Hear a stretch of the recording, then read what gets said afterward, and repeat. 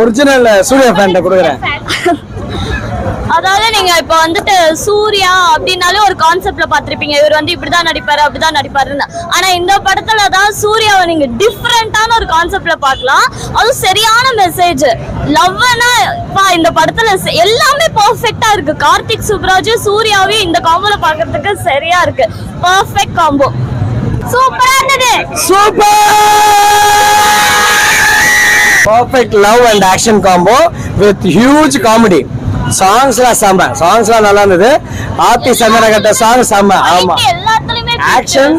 Action அதுக்கப்புறம் comedy செம்ம, சரியான காமெடி. ஃபேமிலியோட பார்க்கலாம்.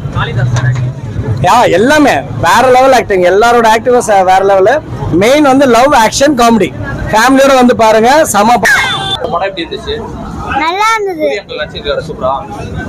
சாங்ஸ்ல எப்படி இருந்தது? பாட்டு அந்த வைப் எப்படி இருந்துச்சு? அந்த பாட்டு கண்ணாடி டான்ஸ் நல்லா அந்த பாட்டு எப்படி கேக்குறாங்க? நல்லா இருக்கு. படம் எப்படி இருக்கு? செமையா இருக்கு, செம சூப்பரா இருக்கு. படம் எப்படி செமனா செம. படம்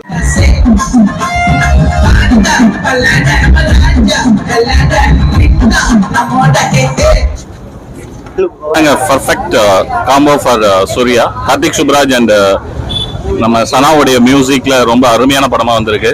படத்துக்கு பெரிய பிளஸ் வந்து பாத்தீங்கன்னாக்கா அந்த படத்தினுடைய சினிமாட்டோகிராஃபியும் சவுண்டும் தான்.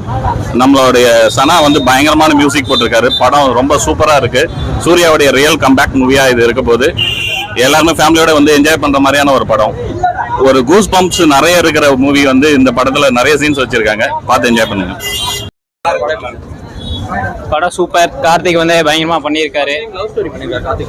இல்ல அது லவ் ஸ்டோரின்னு சொல்ல முடியாது. ஆக்சுவலா லவ்வோட இதை வச்சுக்கிட்டு அவங்களுடைய அந்த ஃபைட் சீக்வன்ஸ் அவரோட பழைய படத்தோட இதை வந்து பயங்கரமா பண்ணியிருக்காரு.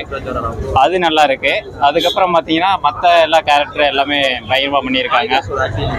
இல்ல அவரோடது நல்லா இருந்தது, டிஃப்ரெண்டா இருந்தது. அவரோட அந்த எல்லா ஃபைட் சீனோட அந்த மாஸ் டயலாக்ஸ் அது வந்து பயங்கரமா பண்ணியிருந்தாரு.